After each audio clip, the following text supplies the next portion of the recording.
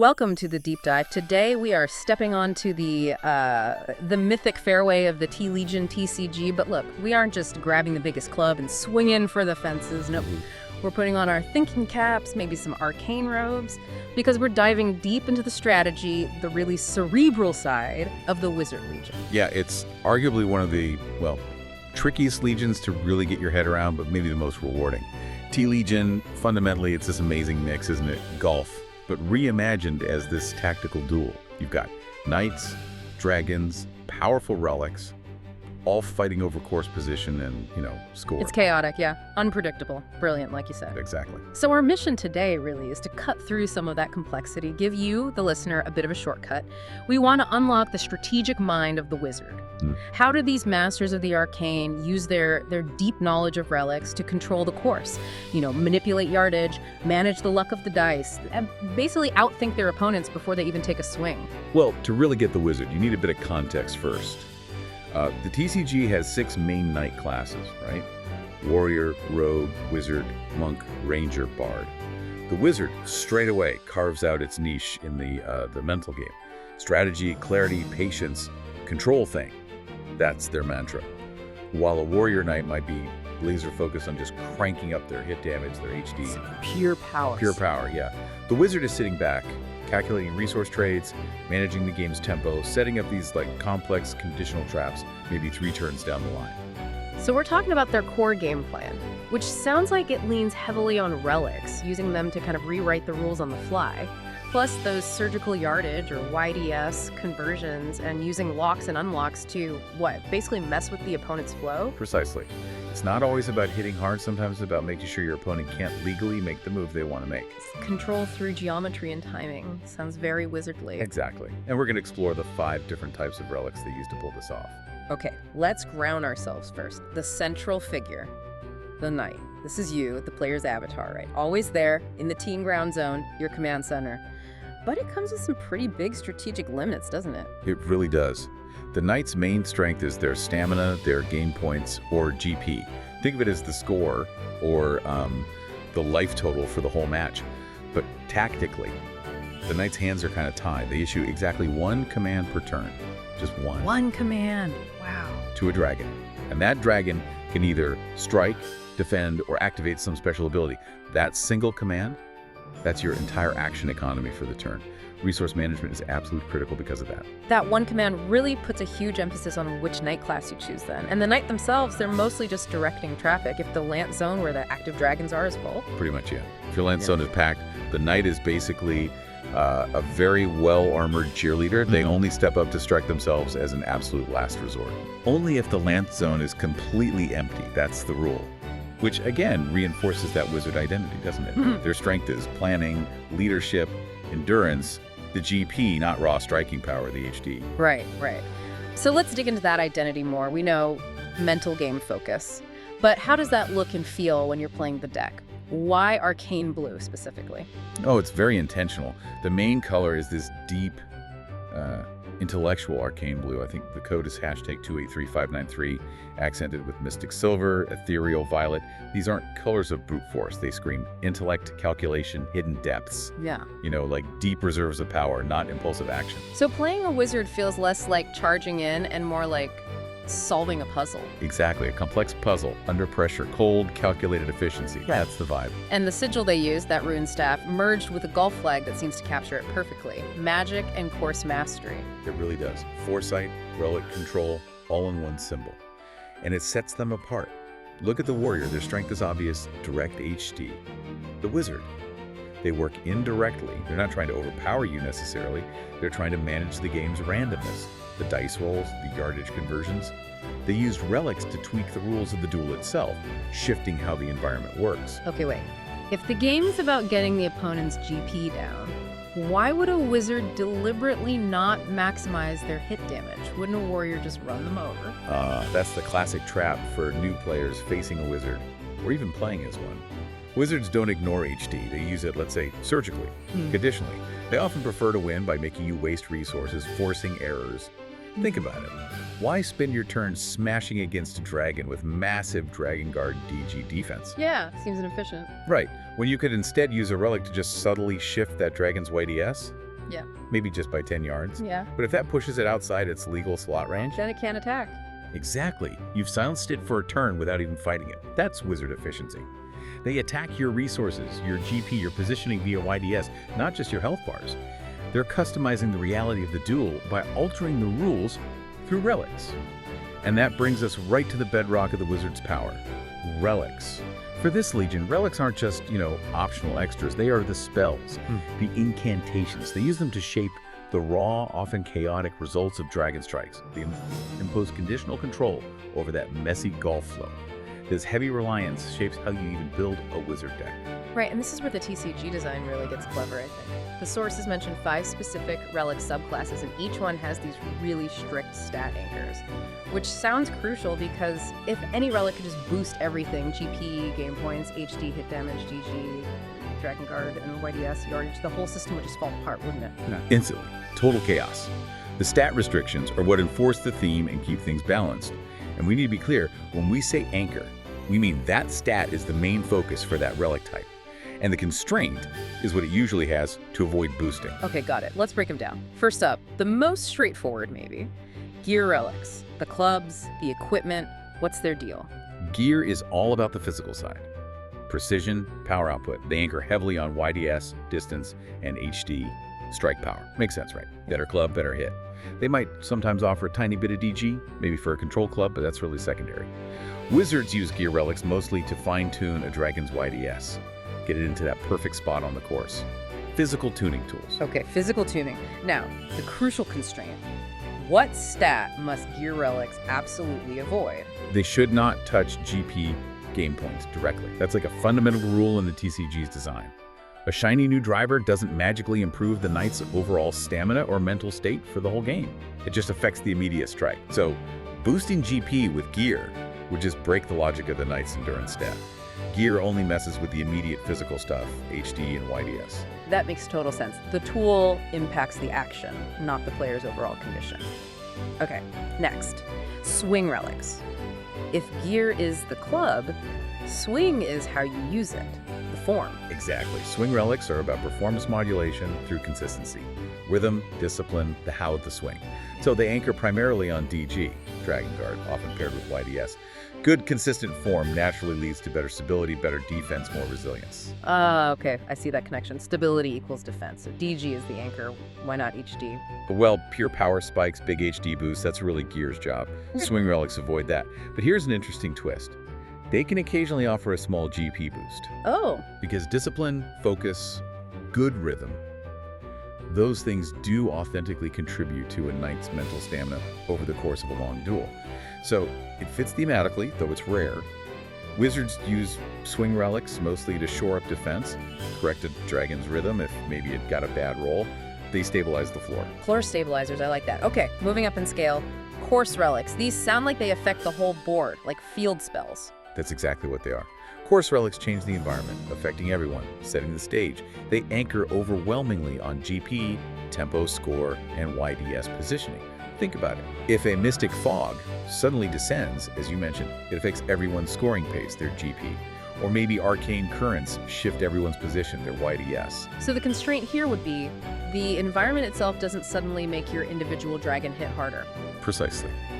HD is the lowest priority for course relics. They have to tie back to the overall score, GP, or positioning, YDS. The fairway conditions don't inherently boost your raw striking power, they reward being in the right place. Wizards use these for macro-level control, maybe draining opponent GP turn by turn, or setting up advantageous positioning for their whole team. Big picture stuff. Okay, big picture. Now for the opposite end, the clutch moments. Technique relics. These sound like the Wizards' big gambles. They absolutely are. Technique relics are those calculated one-shot plays. The amazing recovery from deep woods, the impossible chip-in, they anchor on HD and YDS because they represent decisive, powerful actions, an immediate burst. High risk, high reward then. Where's the catch? What's the cost? Usually the cost is GP, often appearing as a direct penalty, like taking a penalty stroke for attempting that super bold move. A technique has to feel surgical, risky, not just a passive buff. For the Wizard, techniques are for those moments you need a big offensive punch. Maybe taking out a key enemy dragon, but you consciously accept a calculated GP hit to your knight to make it happen.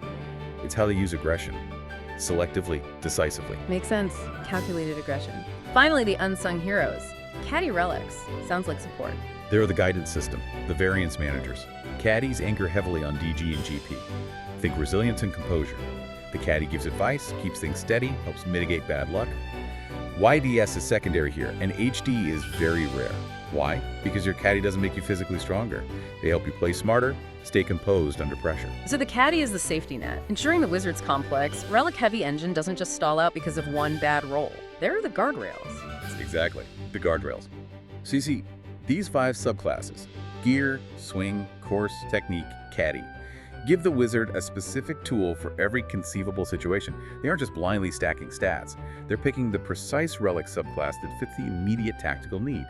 Gear for YDS tuning, swing for DG rhythm, course for GP tempo, technique for that HD burst, caddy for DG GP stability. Yeah, it's 5 layers of strategic control that other legions just can't match with the same finesse. Okay, this focus on control, on managing variance, it leads us right to the heart of the chaos the Wizard tries to tame.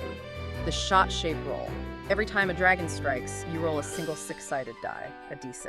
And that determines the outcome, right? From 1, which is straight and the best, down to 6, a shank, which is disaster. That's the moment of truth, yeah. Where all the planning meets raw physics, or maybe arcane physics in this case. Instead of just listing stat changes, let's focus on the strategic outcomes the Wizard is trying to manipulate using, say, their swing and technique relics. Good idea. Let's start with the best outcomes, the ones you actually want. Rolls 2 and 3 are generally your targets. Controlled shots. Draw. Roll 2.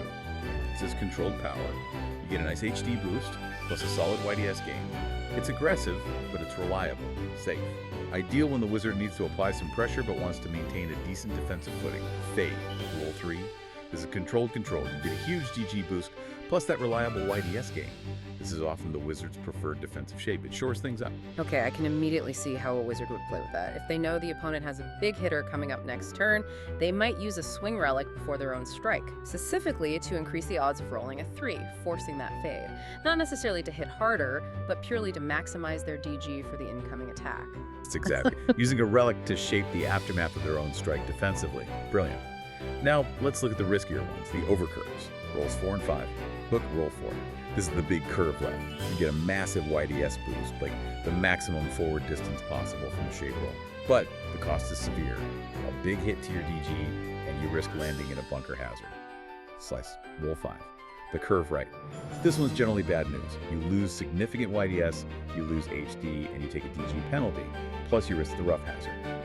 That hook, the roll 4, it sounds awful with that DG penalty. Why would a meticulous Wizard ever intentionally aim for a hook? Because, again, the Wizard treats risk like just another resource to be managed. Let's say they know for certain that the opponent can't make a high HD attack next turn.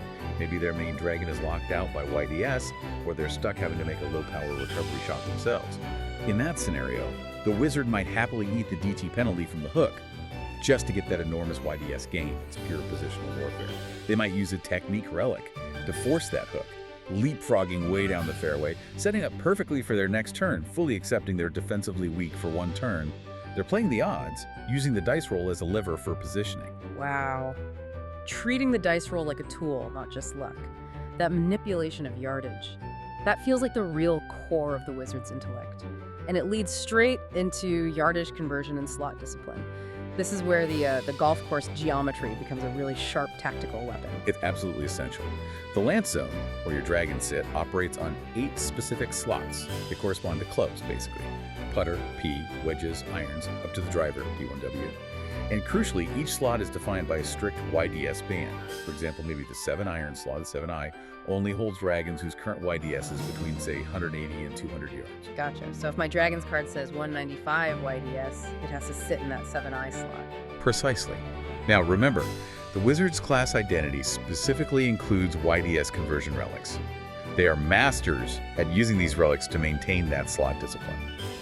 Maybe bumping a dragon from 195 YDS up to 200 YDS keeps it legally in the 7I slot, and maybe that triggers some bonus effect tied to that slot. But the real weapon here isn't just helping themselves, it's hurting the opponent with a penalty, right? What happens if a relic or a bad shot-shaped roll pushes a dragon's YDS outside its legal band mid-game? That is the strategic chokehold the Wizard loves to apply. If a dragon's YDS moves out of its required range, Let's say that the 195 YDS dragon gets hit with a slice modifier, roll 5, and drops to 175 YDS. Right. It doesn't just vanish, it stays right there on the course, stuck. But, and this is key, it is locked out of striking. It cannot perform the strike command until its YDS is somehow corrected back into a legal band for its slot. Whoa, so it just sits there, useless. An inert monument to poor positioning, yeah. So the wizard, they're not attacking the dragon's health or its defense. They're attacking its address, its position on the course map. Exactly. They are weaponizing geometry and the rules themselves. A clever wizard won't always try to slug it out with a high DG warrior dragon, which might take multiple turns. Instead, they might spend one turn using a YDS altering relic to nudge that warrior dragon's YDS just enough to make it illegal in its slot.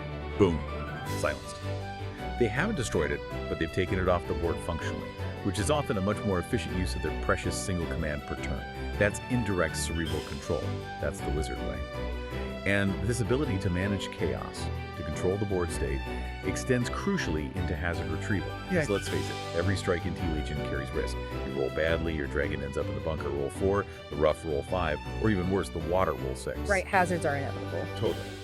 So the wizard, relying on keeping their dragons active, must be a master of recovery. But here's the thing, the recovery system itself is deeply tied into those 5 relic subclasses we talked about. Meaning, you can't just pull any dragon out easily. You need the right tool, the right relic spell for the job, and different relics are better suited for different situations or dragon sizes. Exactly. Each retrieval attempt has costs, penalties. The right relic can mitigate those costs, but your choice of relic is limited by its own design philosophy, its stat anchors, and also by the dragon's par value, basically its size and power. Okay, let's walk through that. How does each subclass handle getting a dragon out of trouble? Starting with gear retrieval, using clubs to get out. Yep. Think specialized wedges, maybe recovery irons. Gear retrieval focuses on precision tools, so it anchors on YDS and HD trade-offs. Maybe get good distance out, but sacrifice some power, or vice versa. These are efficient, physical ways to recover, but the sources say they're typically capped. They can usually only retrieve par 3 or maybe par 4 dragons. Your standard workhorse recovery tools. Makes sense. Standard tools for standard problems. What about swing retrieval? Using form to escape. This is more about rhythm recovery. Getting back into a stable groove, it anchors on DG and YDS stability. It's generally safer than gear. Might even offer a little GP recovery alongside boosting DG. Again, usually capped at par 3 or par 4 dragons. Think of it as using perfect controlled form to get the dragon back in play, rather than just brute force. Okay. How does course retrieval fit in? The environment lending a hand. Kinda, yeah. This is the macro rescue option. It anchors on GP and YDS-DG. This represents things like, lucky bounce off a slope near the hazard, or a sudden gust of wind helping it out. Environmentally forgiving recovery. It's often a one-shot kind of effect tied to the terrain, offering stable recovery because the course itself helps out for a moment. Nice when you can get it. And the safety net option, caddy retrieval. This offers the safest feel, anchoring squarely on DG and GP support. Caddy retrieval is all about consistent, steady recovery, getting the dragon back reliably, usually for par 4 or lower dragons. It provides those crucial guardrails we mentioned. It ensures a simple bad roll into a hazard doesn't completely derail the wizard's complex, relic-heavy strategy. Stability is key for them. Right, preserving the engine. Now, that leaves the most dramatic one. The one for the biggest problems, the biggest dragons, technique retrieval. This is the high-stakes gamble, the clutch shot from an impossible eye.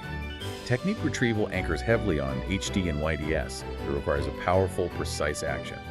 And what makes technique relics absolutely essential for a wizard's toolkit is this.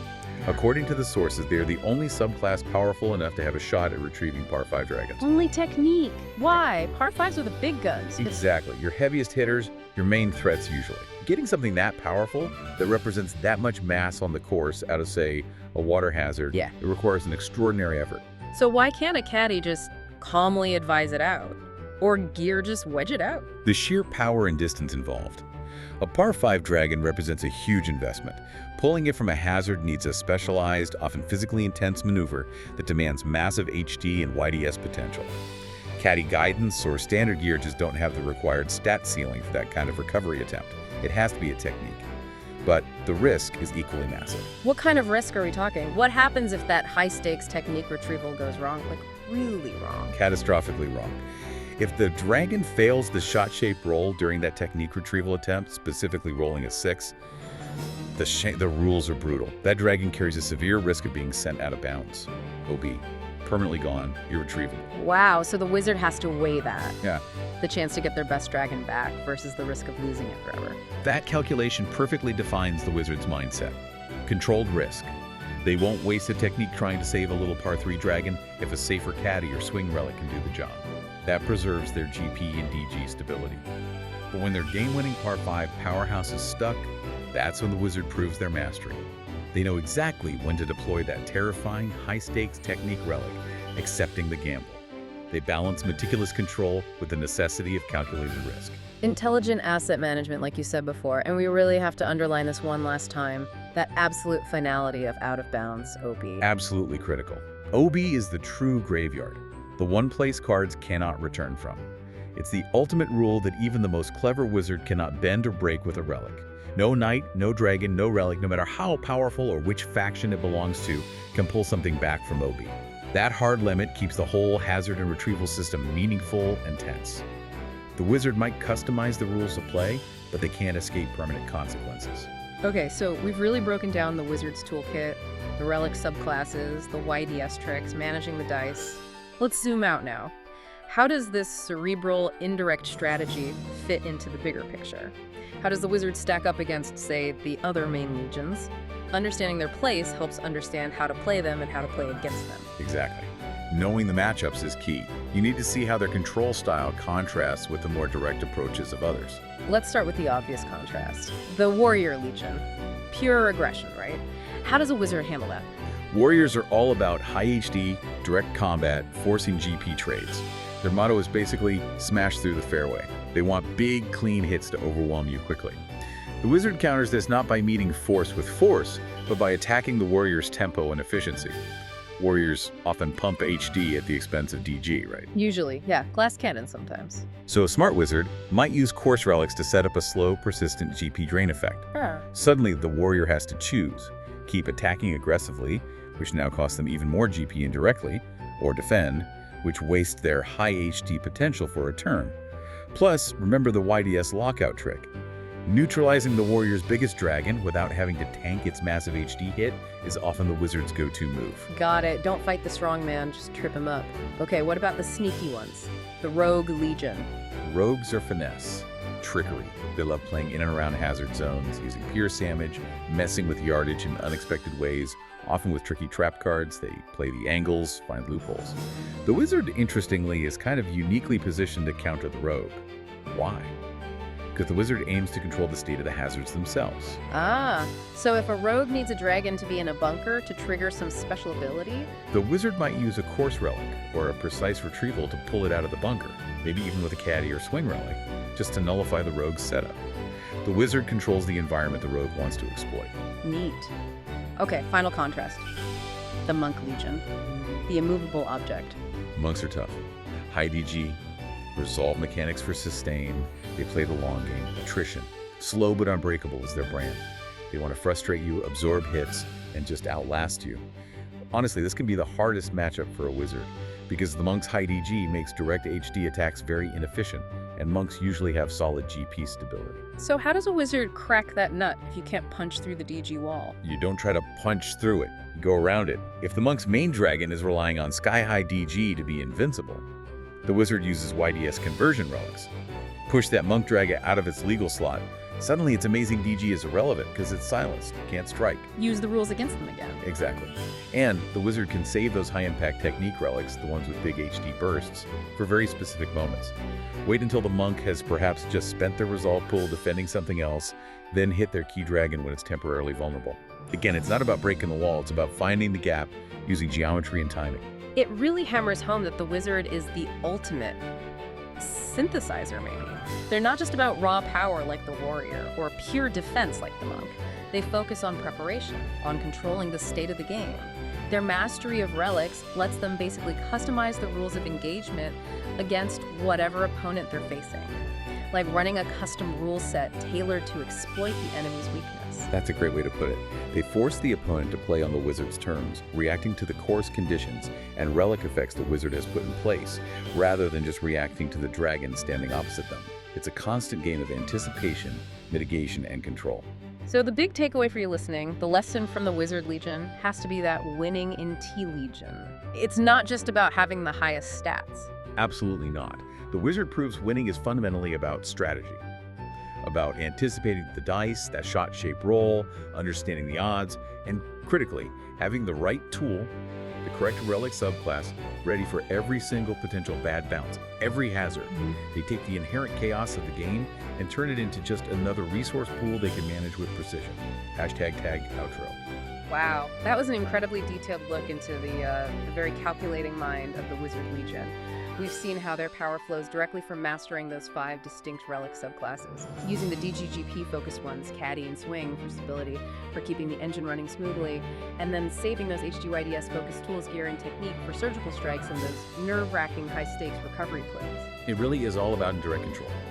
And they achieve it by respecting the design, those strict stat anchors on the relics. Knowing gear can't touch GP, knowing course must anchor on GP. That understanding lets them manipulate outcomes with such precision. They really are the grand chess masters of the Tee Legion course, no question.